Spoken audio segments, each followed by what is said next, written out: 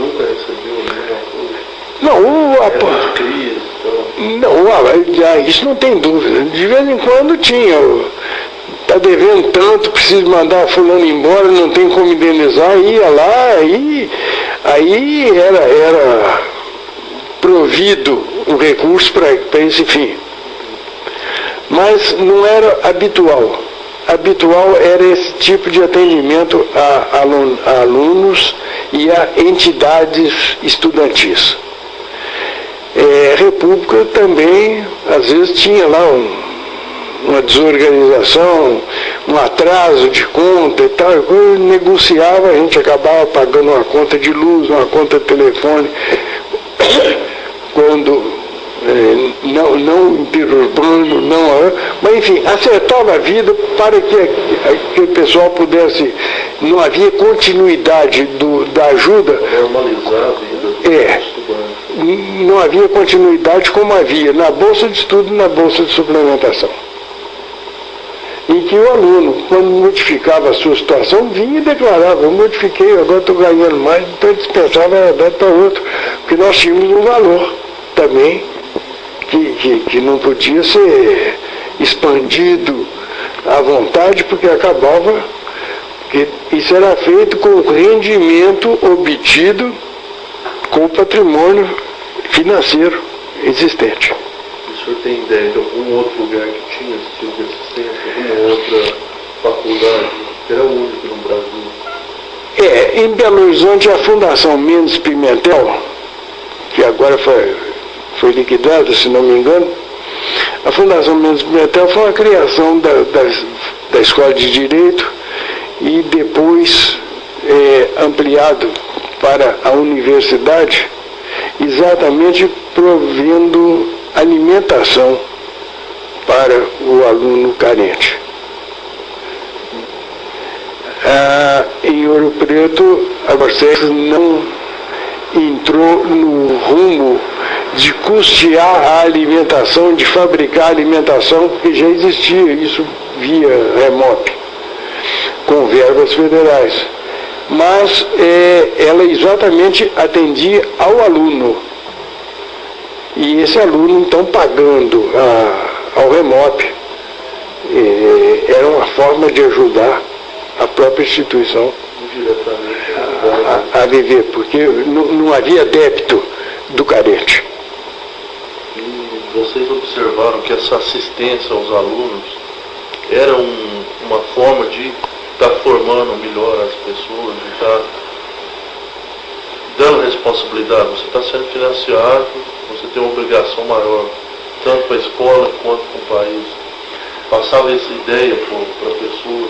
Otávio, evidentemente que o doador, você tem o doador que faz questão de anunciar que ele está doando, você tem o doador que faz questão de não anunciar que ele está doando, e da mesma forma você tem o aluno que é agradecido pelo que está recebendo, e se tem o aluno que se sente envergonhado por estar recebendo. Então, esse é um lado que é uma pergunta, é uma situação que eu não sei como responder. Eu posso te dizer que muitos ex-alunos beneficiados pela Gorsex reconhecem o benefício recebido, a ajuda recebida.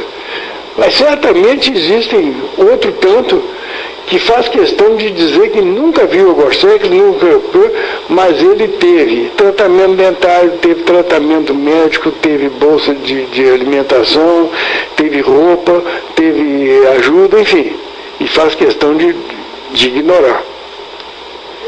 É a condição humana.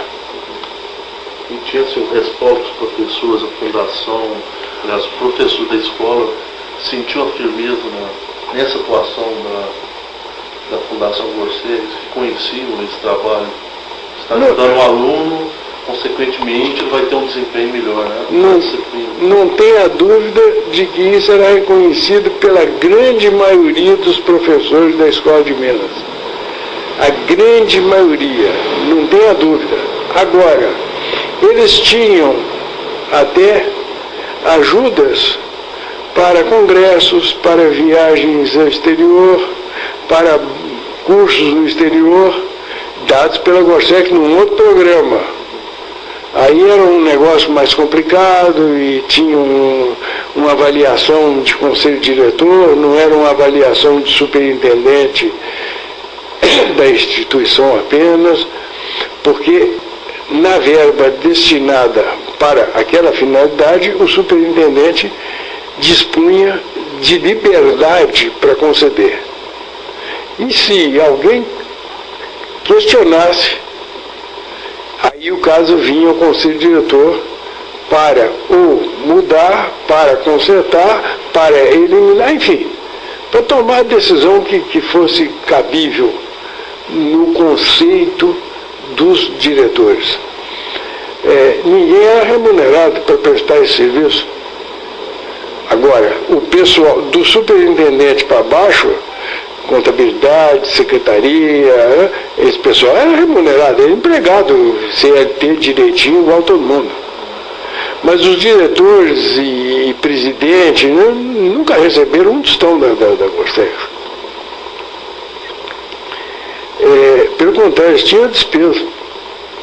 Que quando tinha reunião, eles tinham que vir. Depois nós passamos a adotar, mandar um carro, arrecadar o pessoal em Belo Horizonte. De Belo Horizonte a Ouro Preto a Belo Horizonte, a Gorsex pagava, porque senão também teria que fazer a reunião em Belo Horizonte. Os custos eram mais ou menos os mesmos. E o desconforto de levar toda a estrutura, que você tem uma discussão, precisa de um negócio, era muito difícil. Então era mais fácil trazer. Essa reunião, marcada no estatuto para ser mensal, passou a funcionar mais ou menos de 3 em 3 meses, quando ela foi até quinzenal. Logo no meu princípio lá como secretário, ela foi até quase quinzenal, exatamente para poder estabelecer os diversos rumos, os diversos caminhos, as diversas prioridades e atividades. Depois que aquilo entrou em marcha, já do segundo, terceiro ano para frente, aquilo era rotina. Um fato não rotineiro podia ser discutido de 3 em 3 meses.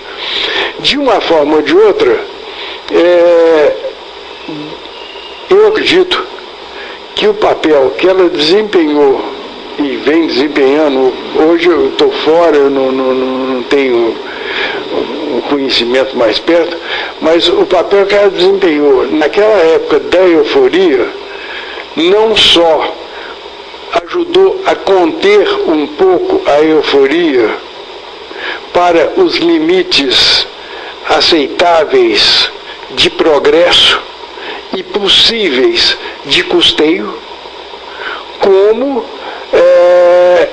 foi extremamente educativa até para quem estava fazendo aquilo, como forma de obrigar a você ter padrões e respeitar esses padrões. Posições dentro da sociedade. Vamos falar então do Joaquim Maia. Fechando, né, a última coisa, mas não é a coisa menos importante. Né? Vamos falar. Se o senhor falasse um pouco da formação do Joaquim Maia. Vamos falar de Joaquim Maia. Joaquim Maia é um gaúcho que veio estudar em Ouro Preto, deve ter sido em 1927, 28. Naquele tempo, o ano letivo começava em junho. Começava em junho, nada, mentira. Começava em setembro e terminava em maio. Era o regime europeu. Mas por causa do inverno, o inverno lá, na época do inverno para. Mas como o Gorsex foi que inventou e veio instalar, ele fez esse regime aqui e ficou.